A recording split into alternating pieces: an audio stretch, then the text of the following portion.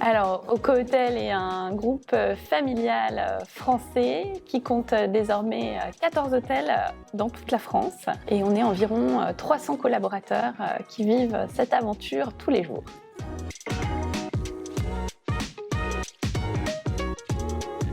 Alors clairement, au tout début, il y avait une volonté de contribuer avec d'autres personnes, un renouveau de l'hôtellerie. À l'époque, il n'y avait pas beaucoup de création de nouveaux concepts, il n'y avait pas beaucoup d'attention qui était portée aux marques, à l'accueil, etc.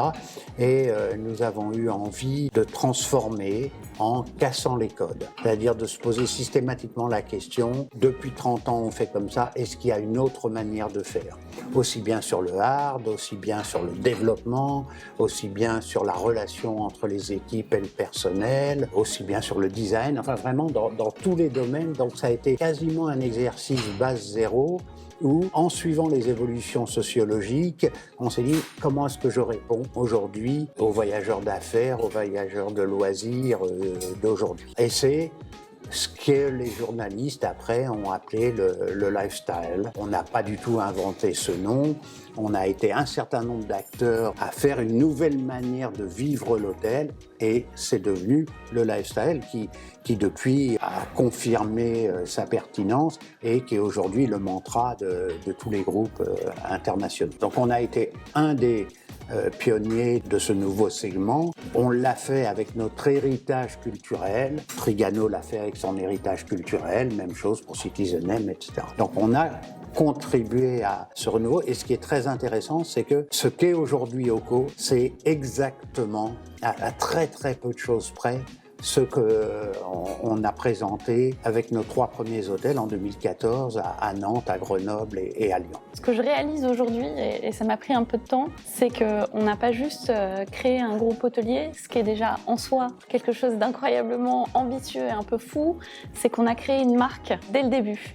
Et une marque qui a une vraie différence sur le marché de l'hôtellerie. Et ça se retrouve dans l'histoire de notre groupe. Dans les grandes étapes, pour moi, il y a effectivement le premier hôtel qu'on a ouvert en 2014, le premier hôtel qu'on a ouvert dans Paris, le premier hôtel qu'on a ouvert dans un quartier bas carbone. Et j'espère que prochainement, on ouvrira le premier Oco-Hôtel en franchise, puis le premier Oco-Hôtel à l'étranger dans une grande ville européenne. Moi, ce qui me marque à l'échelle d'Oco, à l'échelle du projet qu'on a construit, c'est qu'effectivement, on était très disruptif en 2014 quand on a lancé notre produit. Depuis, on a été énormément copié et c'est une bonne nouvelle puisqu'on était dans le vrai sur un certain nombre de sujets et puis ça veut dire aussi que l'industrie a énormément bougé et c'est une bonne nouvelle pour l'ensemble de la profession, de nos collaborateurs et de nos clients. Et nous, on a toujours à cœur de garder cet esprit de pionnier. Alors ça se joue sur notre marque, mais ça se joue aussi à l'échelle de l'entreprise. On a fait le choix en avril 2023 de devenir la première marque hôtelière entreprise à mission. Et ça prouve que voilà, on essaie d'être toujours en avance sur un certain nombre de sujets qui peuvent être des sujets produits, des sujets de gouvernance, des sujets de développement.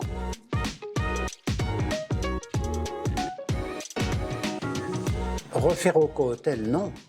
Parce que la disruption qu'on a apportée à l'époque, il y a 10 ans, elle n'a pas la même signification aujourd'hui. Relancer une nouvelle chaîne hôtelière, tout à fait. Il y a et il y aura toujours de la place pour des nouveaux concepts, des nouvelles approches. Et moi, je ne vois absolument pas l'arrivée de nouveaux acteurs comme un problème. On ne peut pas imaginer, ça a été longtemps le problème dans l'hôtellerie française, que un concept puisse vivre éternellement sans être remis au goût du jour. On ne peut pas imaginer que parce qu'on possède une place, on peut pratiquer une politique malthusienne. Non, il faut, comme dans l'industrie de l'automobile, vous avez des nouveaux concepts tous les jours, eh bien, il faut qu'on innove pour toujours plus de qualité, plus de relations avec le client, plus de diversité de l'offre. Et moi, je trouve oui, j'ai peut-être tout à fait l'âge pour ça, mais il faut qu'on crée des nouveaux concepts. Et je pense que dans la stratégie que Solène mène, il y a bien sûr la franchise, il y a bien sûr aller vers l'étranger, mais il y a aussi peut-être inventer d'autres concepts, inspirés de l'expérience OCO, des valeurs clients OCO, des valeurs humaines OCO, mais qui sont déclinables dans d'autres segments avec d'autres idées. L'innovation est vraiment indispensable dans notre métier. Il y a eu des grandes ruptures d'innovation. Avec la plus grande en France, ça a été le premier Novotel en 1967 à l'Île-les-Quins. Il y en a eu d'autres avec les Formule 1, les BNB, etc. OCO est une de ces structures. Moi, j'appelle à ce que des tas d'entrepreneurs qui n'ont pas tout à fait mon âge créent des nouveaux concepts. La grande différence entre les grands groupes, c'est que je ne crois pas qu'ils soient aujourd'hui en capacité de créer des nouveaux concepts. Ils sont en capacité de les acheter, de les développer, comme ça c'est fait avec Mama Shelter pour Accor. Il faut qu'il y ait des entrepreneurs un peu fous qui lancent des projets, qui les mènent dans la durée. Nous, on a décidé de s'installer dans la durée et de ne pas quitter le navire, ou qui, au bout de 5 ans, 10 ans, disent « bon, bah, allez, je veux le bénéfice de ma prise de risque et je vends à un grand groupe ». Mais il y a une responsabilité très forte des jeunes entrepreneurs qui ont tiré les leçons des séjours qu'ils ont faits dans des groupes de renommée mondiale et qui veulent apporter quelque chose.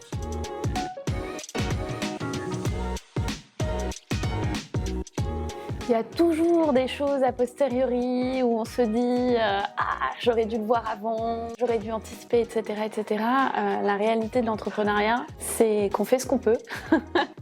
Construire un groupe hôtelier, c'est déjà une folie en soi. L'amener à un certain stade de développement et construire demain les conditions d'une croissance saine et durable, c'est aussi un autre chapitre de notre entreprise. Moi, s'il y a un truc que peut-être je ferais différemment, c'est ne pas hésiter à échanger rapidement et régulièrement avec mes pairs, mais pas seulement. Je pense que moi j'ai 2 métiers, je suis hôtelière et je suis entrepreneur. Je me sens aujourd'hui énormément portée par ces 2 environnements. Dans l'hôtellerie, on est très proches, les hôteliers, on se parle beaucoup entre nous, il y a énormément d'entraide. Et chez les entrepreneurs, il y a aussi ce truc incroyable où vous demandez à n'importe qui a monté sa boîte à un moment pour boire un café, j'ai telle problématique. Très souvent, on vous reçoit, on passe ce temps-là. Et je pense que ça, c'est fondamental dans la vie professionnelle. Et quand on a des projets aussi fous que de monter un groupe hôtelier, c'est d'aller chercher de l'aide, de la respiration, des idées, de l'altérité, de la confrontation sur tous les sujets sur lesquels on peut travailler auprès de confrères ou d'entrepreneurs de tout milieu. On pourrait écrire un bouquin sur les échecs de OCO Hôtel. On a loupé quantité d'opportunités. On a été manipulé par des partenaires pas très corrects. À l'inverse, on pourrait écrire un bouquin sur les gens qui, dès le début, ont cru au concept et qui nous ont aidés.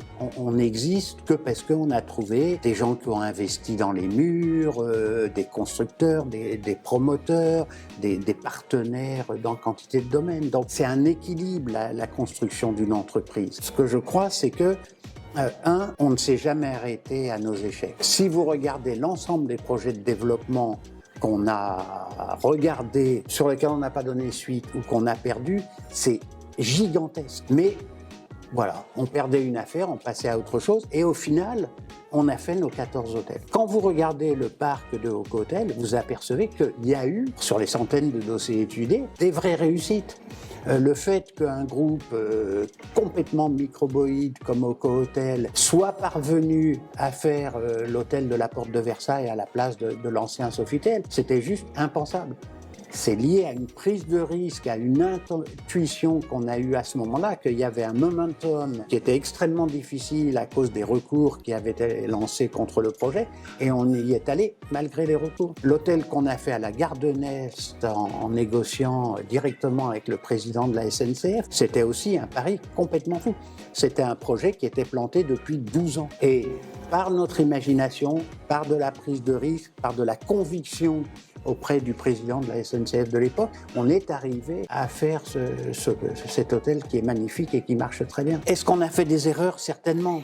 Est-ce qu'on a loupé des opportunités? Certainement.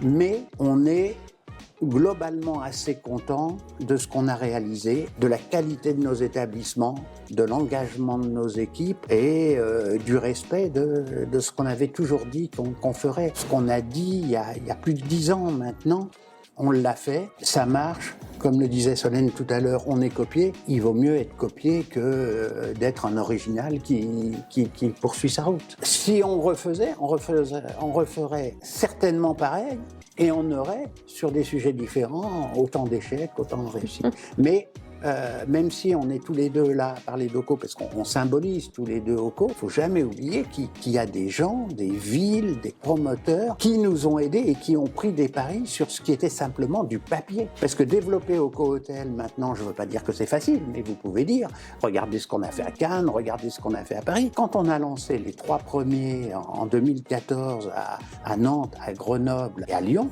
on ne savait vendre que du papier, que des concepts, que des BP, etc. Moi, je n'oublierai jamais tous les gens qui y ont cru et qui ont permis que le groupe existe aujourd'hui.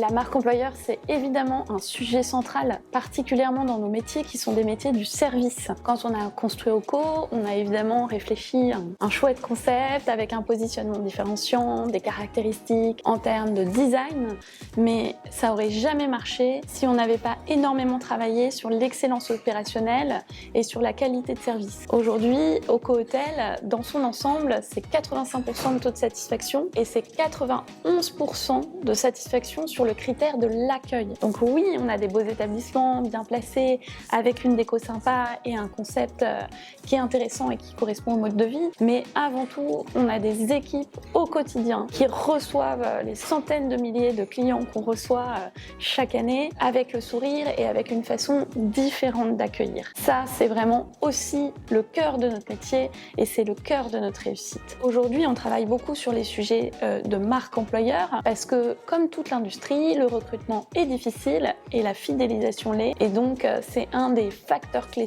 de succès de notre entreprise que d'attirer les talents et de les garder. Ça se manifeste sur plein d'aspects. Il y a déjà dire ce qu'on fait en tant qu'employeur. Chez OCO Hotel, on a un management particulièrement collaboratif, on a moins d'hierarchie. On est un groupe à taille humaine, donc les gens se connaissent, il y a une certaine proximité, il y a de l'écoute. Il y a du dialogue, il y a aussi une autonomie forte. Les jeunes diplômés qui nous rejoignent le disent souvent, j'ai pu faire énormément de choses en stage, on m'a emmené dans toutes les réunions, j'ai beaucoup apprécié. Donc ça, c'est une notion très liée à l'entreprise familiale qui plaît beaucoup à nos collaborateurs et qu'on tient absolument à garder. Il y a aussi une dimension avantage collaborateur, ça c'est nécessaire, donc on fait tout ce qu'il faut pour être attractif en termes de rémunération, en termes de formation, en termes d'avantages divers. Là par exemple, on est en train de mettre en place la mobilité douce pour financer aux collaborateurs qui souhaitent adopter ce mode de transport du vélo électrique, de la trottinette électrique, du covoiturage. Et ça, c'est le début, puisque en devenant entreprise à mission, on a fait le choix de s'engager vers une hôtellerie durable, mais aussi socialement responsable. Donc l'idée, c'est tous les 18 mois, dans nos feuilles de mission, d'ajouter des nouvelles actions en faveur de nos collaborateurs.